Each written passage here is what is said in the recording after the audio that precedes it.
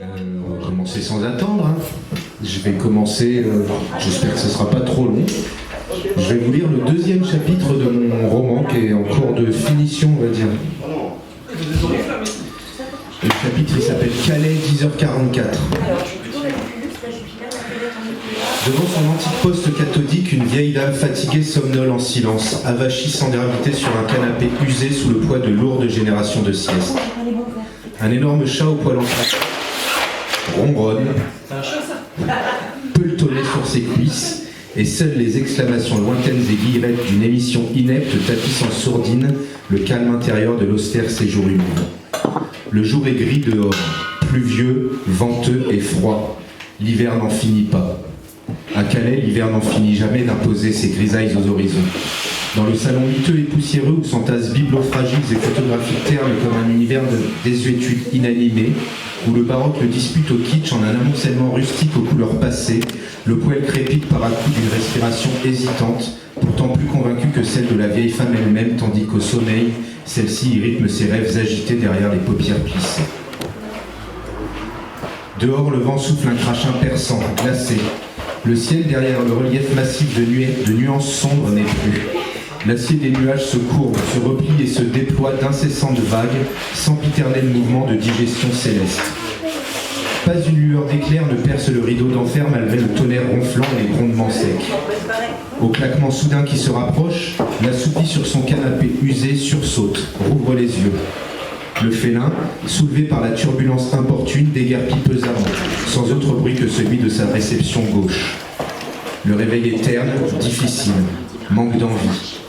En frissonnant, la vieille dame rassemble les hésitations de son corps frêle, se redresse en un effort plus ardu que quelques années plus tôt. Elle a encore quelques courses à faire ce matin, et malgré la fatigue qui l'accompagne quotidiennement depuis tant de mois qu'elle ne les compte plus, et les menaces du temps qui tambourinent aux fenêtres, elle se résigne à se lever. L'idée de se réchauffer d'une tasse de café, la raffermissant un instant, l'y aide, et, doucement, elle se traîne sur le carrelage froid en direction de la cuisine.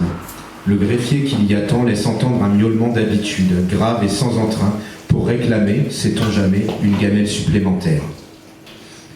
Sur la cité des six bourgeois, l'averse s'est épaissie.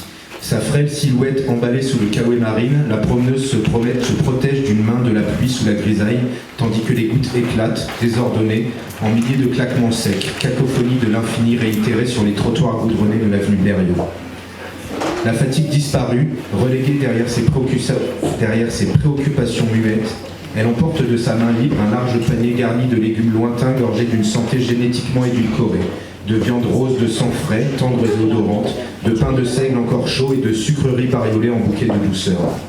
Le panier semble hors de prix, mais les petits bonheurs qu'elle s'octroie aujourd'hui, ne concernant plus que les plaisirs futiles de la bouche, elle ne sait se résoudre à abandonner ses régulières petites saillies pécuniaires.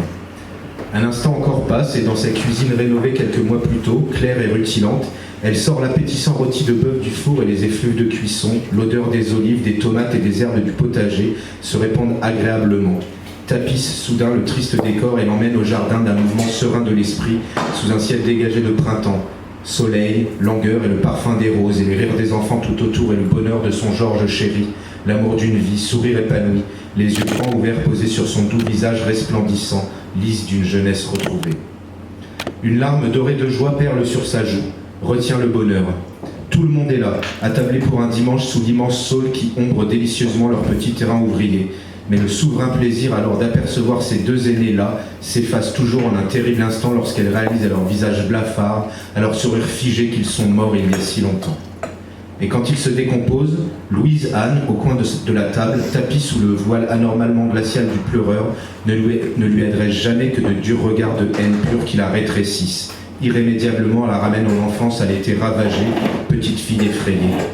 Elle redevient alors la fillette malingre, la petite Marie-Madeleine, le trésor adoré de son défunt père, et commence bientôt de ramper dessous les barbelés rouillés dans les rues bombardées de Calais en ruine.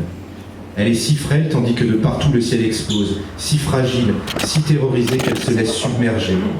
Partout d'informes amas de pierres sanglantes ruissellent, gorgées d'une mort poisseuse, et la toute petite Marie-Madeleine est si désemparée qu'elle ne sait plus que fuir, éperdument. courir de telles enjambées qu'il lui semble un instant s'envoler, se propulser d'un incommensurable bond jusqu'au bord de la longue grève de sable maculée de monstruosités, d'immondices au-delà des dunes, au cœur d'un essaim de charognes pépiantes, criaillant, fourmillant sur un champ de cadavres pourrissants. Tout là suffoque, se repaît d'agonie. À travers la camarde et la pestilence, la fillette apeurée trace son chemin de frissons et de haut le cœur pour se retrouver là, au bout du monde, plantée sur la jetée sous un ciel déchiré de vrombissements, de sifflements et de fumée. La chaleur là l'envahit, brusque, le feu l'y consomme, l'y consume, vive. Et pourtant, elle ne ressent plus rien. Ses peurs s'y effacent, les vacarmes s'atténuent, étouffent leurs éclats sous une puissante lueur maritime, et alors, sans plus ni douleur ni terreur, mais consciente, la fillette n'est plus qu'une précaire statue de cendre exposée au vent vorace du grand large, fumante encore, brûlante d'une inévitable combustion, irradiante. Et plus elle s'approche là de son propre visage carbonisé, du masque déformé de stupeur de sa jeunesse niée, plus elle ressent la morsure profonde et instantanée d'un brasier vif et réalise qu'elle hurle, réellement, paniquée, désorientée. D'un sursaut soudain, erratique et violent, elle se retrouve sur le vieux canapé de tissu élumé et contour de sa propre réalité, tandis que Georges, le vieux matou grisonnant, s'échappe, furtif malgré le gras, et disparaît du séjour plus vite qu'elle n'y reprend pied. Alors assise au bord du gouffre, entre les réminiscences cauchemardesques d'un brouillard de souvenirs et d'angoisse, entre le sofa usé et le bazar à la surface de la table basse, la vieille dame tremblotante reste hébétée un long moment, perdue, habitée d'une indescriptible terreur qu'elle relève difficilement dans le puits des rêves oubliés, Marie-Madeleine Simone Bilaudet ne reprend pas encore prise à la réalité, errance aux frontières indéfinies de ses univers intimes tant il lui semble fuir, jour après jour, les plus âpres de ses souvenirs en vue de ne pas sombrer définitivement. Le teint livide et les traits tirés où la fatigue et l'âge marquent sèchement son visage grisâtre, y trahissent son humeur, aussi avenante et joyeuse que le triste intérieur décrépit, rongée d'une humidité glaciale où elle tente de s'ébrouer. Alors en frissonnant, la vieille solitaire rassemble les hésitations de son corps frêle, se redresse en grimaçant et en pestant de l'effort arraché. Elle a encore quelques courses à faire ce matin et malgré l'usure tenace qui dévore son quotidien depuis tant de mois qu'elle ne les compte plus, malgré les menaces du vent qui claque aux fenêtres, elle se résigne à se lever.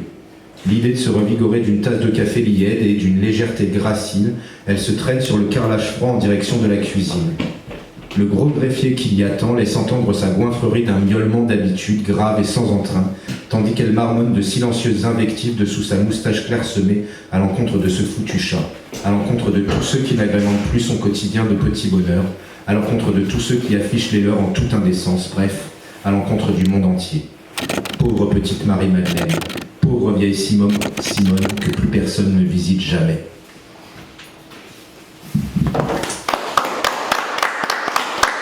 Merci.